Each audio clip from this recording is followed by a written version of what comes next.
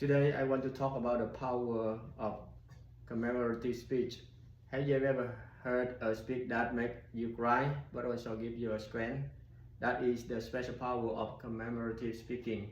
In life, we all enjoy important occasions, graduation, memorials, and farewells. In those moments, words are not just words. They can heal pain, bring people together, and inspire hope. Commemorative speech is different from other kind of speaking. It is not about giving facts or trying to persuade. It is about lifting people up. It reminds us of what we share. It shows the values of connect us.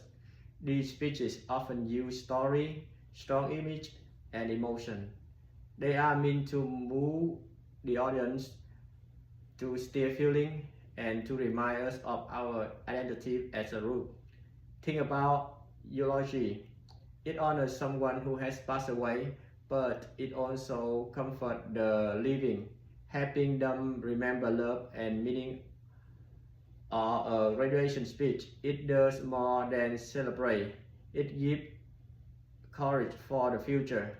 Even a farewell speech can make bonds stronger, reminding people that friendship communities even when paths are separate. In all these cases, commemorative speaking acts like bridge. It connects individuals to their community. For me, commemorative speech is one of the most human ways to communicate. It's honor the event, but more important, it's honor people. It say, we matter, our value matter, our journey together matter. That is why these speeches stay in our heart long after the day is over. One example is commencement address where the speaker told students they were not special. At first, it sounded harsh, but the meaning was deep. He reminded them that joy comes not from being above others, but from living honestly and contribute to society. That's to make the speech unforgettable. It should that connective speaking, but it's just ceremony. It is a message that can change how people see themselves and their place in the world. Commemorative speeches also remind us of strength and group as a group. In time of loss, they help us give together. In time of joy, they help us celebrate together. In time of change, they help us carry forward sharing value.